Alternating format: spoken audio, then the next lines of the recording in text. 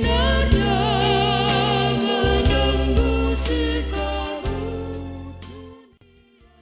Pada hari ini adalah hari Minggu terakhir dalam 1 tahun liturgi gereja. Dan pada hari Minggu terakhir ini, gereja merayakan sebagai Hari Raya Kristus Raja Semesta Alam. Allah adalah gembala sejati, sekaligus akan menjadi hakim bagi domba-dombanya itu.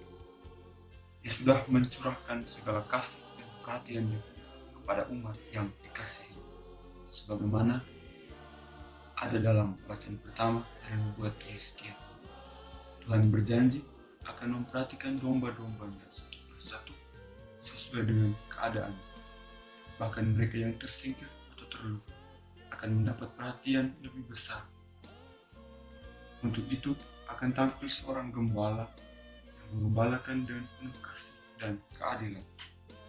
Semuanya akan dikasihi, namun mereka yang justru memanfaatkan kebapaan sesamanya demi keuntungan pribadi akan mendapat hukuman.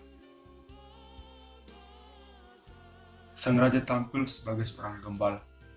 Ia adalah gembala yang agung yang selama hidupnya telah memberikan dirinya bagi semua orang.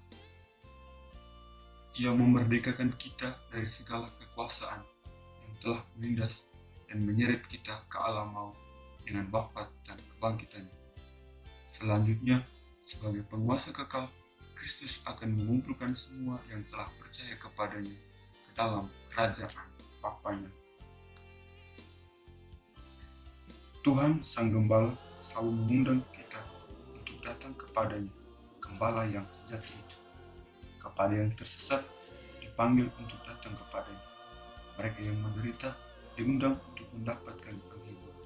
Semua diundang untuk mempercayakan diri kepadanya. Dan yang datang kepadanya tidak pernah dikecewakan. Tuhan hanya ingin mengasihi mereka dan membebaskan mereka dari segala penderitaan. Dia sama sekali tidak membutuhkan apapun dari mereka. Yang datang kepadanya tidak akan dirugikan, tapi justru akan mendapat kasih dan perhatiannya. Akan ada suatu peristiwa besar yang akan terjadi dalam sejarah umat manusia, yaitu kedatangan Yesus Kristus pada akhir zaman. Pada saat kedatangannya itu, Yesus akan mengadili setiap orang atas dasar tindakannya masing-masing. Dan tindakan yang paling menentukan adalah tindakan belas kasih kepada mereka yang menderita. Orang yang menyembah Tuhan tanpa mau tahu kesengsaraan sesamanya tidak akan mencicipi kebahagiaan kekal. Sebaliknya, mereka yang datang mengabdi kepada Kristus dengan selalu berpaling pada mereka yang miskin dan mengalami kebahagiaan sejati. Keyakinan akan kedatangan Tuhan dengan segala tindakannya ini semestinya memengaruhi hidup yang berlangsung pada saat ini. Bagaimana nasib kita sangatlah ditentukan oleh bagaimana sikap dan perlakuan kita terhadap sesama, terlebih yang miskin dan menderita. Tuhan melihat hal-hal yang tidak dapat dilihat manusia seperti masa depan, keinginan hati setiap manusia. Dialah yang menguasai dunia dan segala terjadi di dalam. Maka yang percaya kepadanya akan ikut memerintah dalam kerajaan Allah. Orang yang selama hidupnya meneladani Kristus Sang Gembala agung dengan tindakan kasih yang nyata, melindungi yang sakit, menghibur yang kesepian, menolong yang miskin, dan mengusahakan damai dimanapun mereka berada, maka akan ikut dalam kerajaan Kristus, Sang Raja Semesta Alam.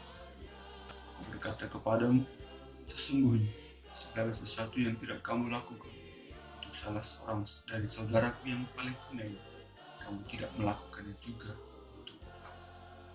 Dan mereka itu akan masuk ke tempat siksaan yang kekal, atau orang benar masuk ke dalam hidup yang kekal. Amin.